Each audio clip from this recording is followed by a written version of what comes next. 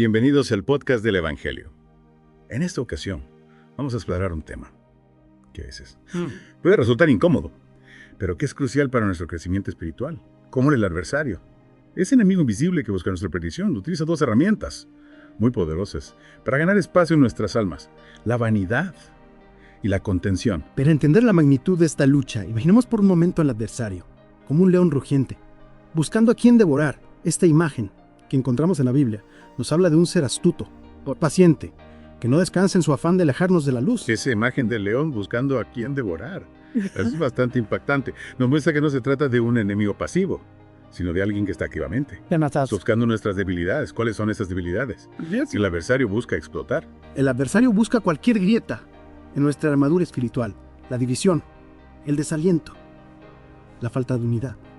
Y una de sus herramientas más efectivas para crear esa división es la contención. Contender, discutir, que pelear, que son cosas inevitables de la vida. No. Pero ¿cómo es tan común? Puede ser una herramienta del adversario. El elder Larry R. Lawrence, un líder religioso que estudia profundamente ese tema, describe la contención como un veneno sutil que se infiltra en nuestras relaciones, en nuestros hogares, incluso en la iglesia. El adversario lo utiliza para sembrar discordia, para crear un ambiente donde la paz y el espíritu no pueden morar. Piensa en esos momentos en los que has estado en medio de una discusión acalorada. Puedes sentir la presencia de Dios en esos momentos. Claro. Es difícil sentir la paz de Dios. Nos somos enojados o resentidos con alguien. ¿Y cómo se manifiesta la contención en la vida diaria? ¿Cómo podemos reconocerla? Muchas veces. La contención comienza con algo aparentemente pequeño: la crítica. Todos hemos caído en la trampa de criticar a otros, de fijarlos en sus errores, en lugar de ver sus virtudes. José Smith, un profeta de nuestra fe, nos advertía sobre esto. Diciendo: el diablo nos lisonjea haciéndonos creer que somos muy correctos, Sí. cuando en realidad nos fijamos en las faltas de los demás. Es cierto, a veces nos creamos superiores a los demás, por el simple hecho de señalar sus defectos. Pero ¿cómo nos ciega la crítica a nuestras propias faltas? ¿Cómo nos aleja de Dios? La crítica nos da una falsa sensación de superioridad, nos ciega nuestras propias faltas y nos aleja de la compasión y la caridad que debemos tener hacia nuestros hermanos y hermanas. Nos enfocamos tanto en lo negativo de los demás que perdemos de vista nuestra propia necesidad de mejorar y de acercarnos a Dios. Y ese enfoque en lo negativo puede extenderse incluso a la iglesia. He escuchado que el adversario busca sembrar la duda y la desconfianza en nuestros líderes religiosos. ¿Por qué haría eso? ¿Cuál es su objetivo? El adversario sabe que si puede sembrar la duda y la desconfianza en nuestros líderes, puede debilitar nuestra fe y alejarnos del camino del Evangelio. Recordemos las palabras de José Smith: la pérdida de confianza en los líderes de la iglesia es el primer paso hacia la apostasía. Apóstata, alejarse de la fe. Eso suena muy serio. Hay ejemplos de personas que hayan caído en esa trampa. ¿Qué les sucedió? Lamentablemente sí hay ejemplos. Lehman y Johnson, por ejemplo. Abandonó la iglesia y luego se arrepintió profundamente. Describió su experiencia fuera de la iglesia como un tiempo de oscuridad y miseria. Decía que antes de apartarse se sentía lleno de gozo y alegría, pero que después solo experimentaba dolor, tristeza y vacío. Su testimonio nos recuerda el gozo de la paz que encontramos al seguir a los líderes, a que Dios ha inspirado. Pero a veces, incluso estando dentro de la iglesia, podemos caer en la trampa de la vanidad. ¿Cómo se relaciona la vanidad con la contención? ¿Cómo la usa el adversario para controlarnos? La vanidad es otra arma poderosa del adversario. Es esa obsesión con la apariencia, con la aprobación externa, con el éxito superficial que nos lleva a compararnos constantemente con los demás. Y el compararnos, sin hablar, es muy fácil caer en la envidia, en el resentimiento y finalmente en la contención. Entonces la vanidad no solo nos aleja de Dios, sino que también nos pone en conflicto con los demás. ¿Cómo podemos evitar caer en esa trampa? ¿Cómo podemos cultivar la humildad en un mundo que nos bombardea constantemente con mensajes de egoísmo y competencia? Cultivar la humildad es un proceso diario, una batalla constante contra nuestra propia naturaleza humana. El adversario nos susurra constantemente que somos mejores que los demás, que merecemos más, que debemos ser el centro de atención. Pero la verdad es que la verdadera felicidad no se encuentra en la vanidad, sino en el servicio a los demás, en la entrega desinteresada, en el amor al prójimo. Es un cambio de perspectiva radical, ¿no? Pasar del yo al nosotros. ¿Y cómo podemos lograr ese cambio? ¿Cómo podemos dejar de enfocarnos tanto en nosotros mismos y empezar a ver las necesidades de los demás? La clave está en recordar quiénes somos realmente, hijos de un Dios amoroso, que nos ha creado su imagen y semejanza.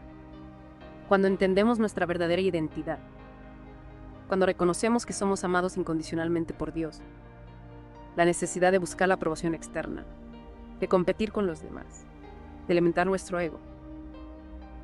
Se desvanece. Eso me recuerda una escritura que dice, sé humilde, y el Señor tu Dios te llevará de la mano, y dará respuesta a tus oraciones. Pareciera que la humildad nos abre el camino para conectarnos con Dios, para recibir su guía y su ayuda. ¿Por qué la vanidad bloquea nuestra capacidad de orar? La vanidad nos hace creer que somos autosuficientes, que no necesitamos de la ayuda de Dios. Nos llena de orgullo y nos ciega nuestras propias debilidades. Y cuando estamos cegados por el orgullo, es muy difícil arrodillarnos con humildad y reconocer nuestra necesidad de la gracia divina. Es como si el orgullo construyera un muro entre nosotros y Dios. Un muro que nos impide acercarnos a Él y recibir su amor. Y cuando nos alejamos de Dios, también nos alejamos de la fuente a nuestra verdadera felicidad. Exactamente. La vanidad nos promete felicidad, pero solo nos ofrece una satisfacción superficial y efímera. Nos lleva por un camino de constante insatisfacción, de búsqueda incesante de algo que nunca nos llenará por completo. Y esa búsqueda incesante nos lleva a compararnos constantemente con los demás, a envidiar sus logros, a sentirnos inferiores o superiores en función de criterios superficiales. Y así es como la vanidad alimenta la contención. Efectivamente. La vanidad nos encierra en un círculo vicioso de comparaciones, de competencia, de búsqueda de la aprobación externa.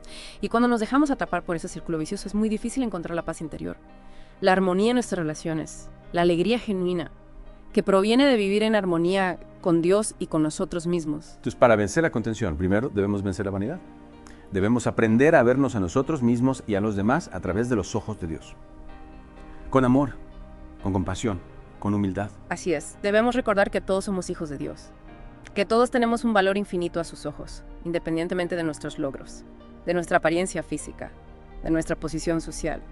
Cuando logramos internalizar esa verdad, cuando dejamos de juzgarnos a nosotros mismos y a los demás con criterios superficiales, la contención pierde su poder sobre nosotros. Y en lugar de contención, podemos empezar a construir puentes de amor, de comprensión. Podemos empezar a crear un ambiente de paz y armonía en nuestros hogares, en nuestras comunidades, en el mundo entero.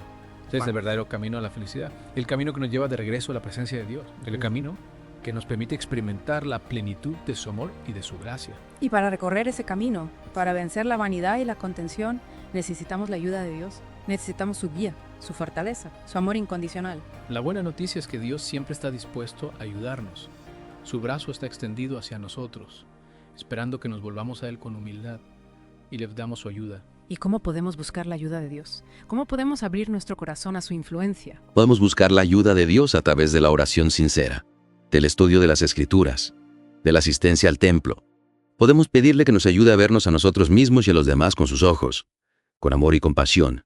Podemos pedirle que nos fortalezca para resistir las tentaciones del adversario, para vencer la vanidad y la contención, para construir relaciones sanas y duraderas, basadas en el amor y el respeto mutuo. Y podemos rodearnos de personas que nos inspiren, que nos animen a seguir a Cristo, que nos ayuden a crecer en la fe y en el amor, personas que nos recuerden nuestra verdadera identidad como hijos de Dios y que nos muestren el camino a la verdadera felicidad, rodearse de buenas influencias, gente que nos inspira a ser mejores. Eso es muy importante. Y hablando de inspiración, me gustaría volver a la historia de Lyman S. Johnson, el hombre que abandonó la iglesia y luego experimentó tanta oscuridad y tristeza, que fue lo que finalmente lo trajo de regreso a la luz. ¿Cómo logró vencer la influencia del adversario? Lyman y Johnson, después de años de sufrimiento y de búsqueda infructuosa de la felicidad fuera de la iglesia, finalmente reconoció su error. Se humilló, se arrepintió sinceramente y buscó el perdón de Dios. Y al volver a la senda del Evangelio experimentó una profunda transformación, volvió a sentir la paz, la alegría, la luz que había perdido. Es un poderoso recordatorio de que nunca es demasiado tarde para volver a Dios, para reconocer nuestros errores y buscar un perdón. Y también nos muestra que el camino de la vanidad y la contención solo conduce a la oscuridad, mientras que el camino de la humildad y la paz nos lleva de regreso a la luz. Así es. El adversario quiere que nos enfoquemos en nosotros mismos, que nos comparemos con los demás, que busquemos la aprobación del mundo. Pero Dios quiere que nos enfoquemos en Él, que nos amemos a nosotros mismos. Y a nuestro prójimo. La guía del Espíritu Santo, el apoyo de nuestros hermanos y hermanas en la fe. A lo largo de este podcast hemos explorado cómo el adversario utiliza la vanidad y la contención para alejarnos de Dios y de la verdadera felicidad. Hemos visto cómo estas dos herramientas, aparentemente inofensivas, pueden crear un abismo entre nosotros y la luz del Evangelio. Pero también hemos visto que hay esperanza, hay un camino de regreso a la luz, un camino de humildad, de paz, de amor, un camino que nos lleva de regreso a la presencia de Dios y a la plenitud de su gracia La decisión es nuestra. Podemos elegir seguir al adversario por el camino de la oscuridad, o podemos elegir seguir a Dios por el camino de la luz. Si eliges el camino de la luz, te invito a que busques la ayuda de Dios en cada paso del camino. Acércate a Él a través de la oración, del estudio de las Escrituras, de la asistencia al templo. Rodéate de personas que te inspiren a ser mejor, que te animen a seguir a Cristo. Y recuerda que nunca es demasiado tarde para cambiar de rumbo, para dejar atrás la vanidad y la contención, y abrazar la humildad y la paz que Dios nos ofrece. Que la paz de Cristo, esa paz que sobrepasa todo entendimiento, reine en tu corazón y te guíe en cada paso de tu camino. Gracias por acompañarnos en este viaje de descubrimiento espiritual. Esperamos que este podcast te haya ayudado a comprender mejor las estrategias del adversario y a fortalecer tu determinación de seguir a Cristo. Te invitamos a que te suscribas a nuestro canal para continuar explorando las enseñanzas del Evangelio y descubrir herramientas para resistir las tentaciones del adversario. Que Dios te bendiga y te guíe en tu camino de regreso a Él.